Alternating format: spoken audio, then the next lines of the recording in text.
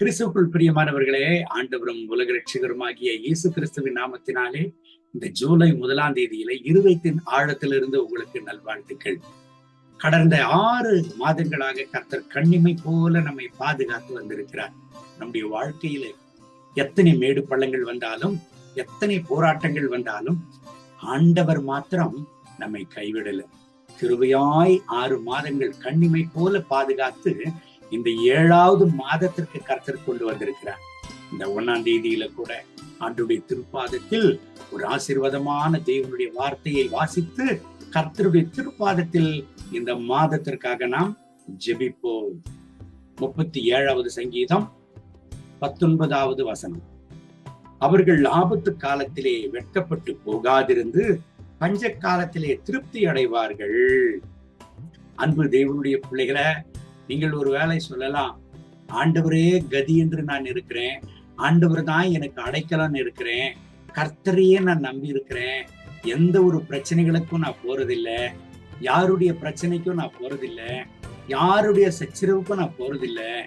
ஆனா என் வாழ்க்கையில, என் குடும்பத்துல, என் வேலையில, என்னுடைய அலுவலகத்துல பிரச்சனையின் மேல பிரச்சனை கடந்து வருகிறதே, என்னுடைய பிள்ளைகளுடைய வாழ்க்கையில, என்னுடைய குடும்ப வாழ்க்கையில பிரச்சனையின் மேல பிரச்சனை வருகிறதே, ஏங்க இந்த சூழ்நிலை எனக்குன்னு இருக்கிறீங்களா? அன்பு தேவனுடைய பிள்ளைகளை, நீங்கள் கர்த்தருடைய பிள்ளைகளாக இருக்கிற பொழுது உங்களுக்கு விரோதமாய் வருகிற சூழ்நிலைகள் பிரச்சனையாக காணப்படலாம், ஆபத்தாக காணப்படலாம். ஆனா ஆண்டவர் உங்களை வெட்கப்பட விடவே மாட்டாரு. அதற்கு கீழே இருக்கிற வரியை வாசிப்போமா? பஞ்ச காலத்தில் திருப்தி அடைவார்கள்.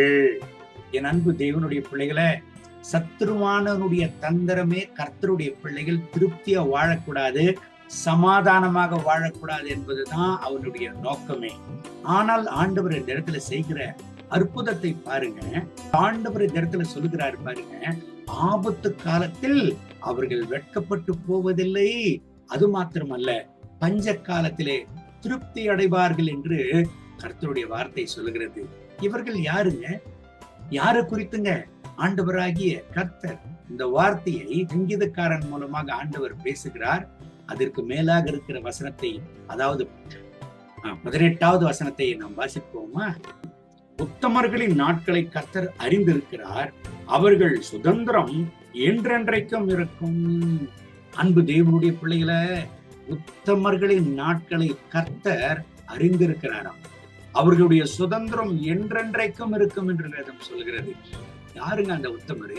கர்த்தருக்காக தெரிந்து கொள்ளப்பட்டிருக்கிறவர்கள், ஆண்டவருக்கு என்று தெரிந்து கொள்ளப்பட்டிருக்கிறவர்கள், ஆண்டவருடைய ரத்தத்தினால கழுவப்பட்டவர்கள். இந்த கால வேளையில என் அன்பு தேவனுடைய பிள்ளைகளை, ஆண்டவருக்குள்ள வாழாதவங்க எல்லாம் நல்லா இருக்கிறாங்க, உலக பிரகாரமானவங்க எல்லாம் நல்லா இருக்கிறாங்க. ஆனா ஆண்டவருக்குள்ள நான் ஜீவிக்கிறேன், கர்த்தரே எனக்கு போதும்னு இருக்கிறேன், எந்த ஒரு உலக சூழ்நிலைகளுக்கு நான் போறதில்லை. ஆனா என் வாழ்க்கையில மாத்திரம் ஏன் எப்பேற்பட்ட சூழ்நிலை, என் வாழ்க்கையில மாத்திரம் ஏன் எப்பேற்பட்ட பிரச்சனை அப்படின்னு சொல்றீங்களா? சங்கீதம் 37:19வது வசனம் சொல்லுகிறது பாருங்க, ஆபத்து காலத்தில் அவர்கள் வெட்கப்பட்டு போவதில்லை, பஞ்ச காலத்திலே அவர்கள் திருப்தி அடைவார்கள் என்று சொல்லி. என் அன்பு தேவனுடைய பிள்ளைகளை, பிரச்சனையா தான் தெரியும் உங்க வாழ்க்கையில, போராட்டமா தான் தெரியும், ஆனா நீங்க வெட்கப்பட்டு போக மாட்டீங்க. பஞ்சகாலமா தான் தெரியும், உங்க கையில் ஒண்ணுமே இல்லாத மாதிரிதான் தெரியும், ஆனா ஆண்டவர் உங்களை திருப்தியாய் நடத்துவார். ஏசியா தீர்க்கதரிசன புஸ்தகம் 58வது அதிகாரம் 11வது வசனத்தை வாசிப்போமானால், கர்த்தர் நித்தமோ உன்னை நடத்தி மகா வறட்சியான காலங்களில் உன் ஆத்துமாவை திருப்தியாக்கி உன் எலும்புகளை நினமுள்ளதாக்குவார். நீ நீர்ப்பாய்ச்சலான தோட்டத்தை போலவும் வற்றாத நீரூற்றை போலவும் இருப்பாய். அன்பு கர்த்தருடைய பிள்ளைகளை, சோர்ந்து போயிருக்கிறீங்களா? ஐயோ ஏயா இந்த வாழ்க்கை, ஏயா இந்த குடும்ப வாழ்க்கை? கவலைப்படாதீங்க.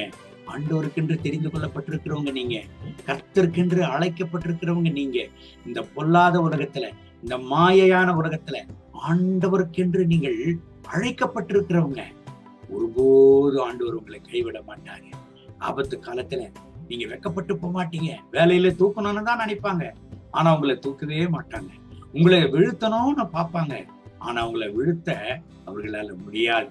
உங்களை ஒண்ணுமில்லாமல் சங்காரமாக்கணும்னு நினைப்பாங்க, ஆனா உங்களை ஒண்ணுமே பண்ண முடியாது. காரணம், ஆண்டுடைய வார்த்தை சொல்லுகிறது, உன்னை தொடுகிறவன் என்னுடைய கண்ணிமைகளை தொடுகிறான் என்று சொல்லி. ஆமாங்க, யாத்திரையாகும் 14:14 வாசிங்க. கர்த்தர் உங்களுக்காக யுத்தம் பண்ணுவார், நீங்கள் சும்மாவே இருப்பீர்கள் என்று சொல்லி. காரணம், உங்களுக்குள்ள கர்த்தர் இருக்கிறார். உலகத்தில் இருக்கிறவனிலும் உங்களுக்குள்ள இருக்கிறவர் பெரியவர்.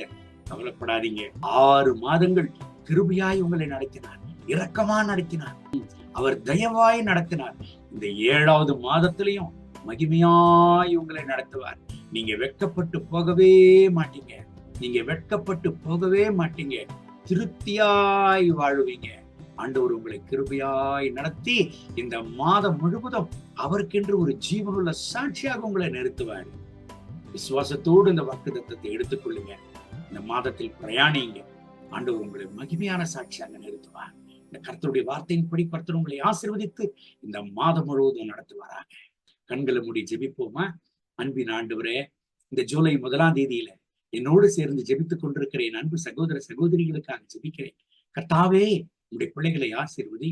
ஆண்டவருடைய மனதுருக்கம் வெளிப்படட்டும். இந்த 7வது மாதத்திலையும் என்னை பொறுப்பெடுத்து நடத்தும் ஆண்டவரே என்று உங்களுடைய பாதத்துல மன்றாடி ஜெபித்துக் கொண்டிருக்கிற ஒவ்வொரு கர்த்தருடைய பிள்ளைகளுக்காக ஜெபிக்கிறேன். இந்த ஜூலை மாதம் முழுவதும் இவர்களை நடத்தும். உடைய கிருபையின் கரை இவர்கள் மேல் வெளிப்படட்டும். உங்களுடைய மனதுருக்கம் இவர்கள் மேல் இறங்கி வரட்டும்.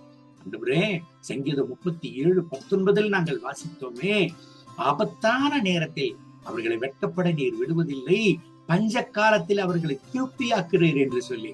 ஆண்டவரே, இவர்களுடைய பிரச்சனையை நீர் அறிவீர், இவர்கள் தேவைகளை நீர் அறிவீர், இவர்களுடைய கண்ணீரை நீர் அறிவீர், இவர்கள் கலக்கத்தை நீர் அறிவீர், இவர்களுடைய பயத்தை நீர் அறிவீர், இவர்களுடைய வேதனையையும் இவர்கள் வியாகுலத்தையும் நீர் அறிவீர். இப்பொழுதே இவர்களை வெட்கப்பட்டு போகாதபடி செய்யும் தகப்பனே.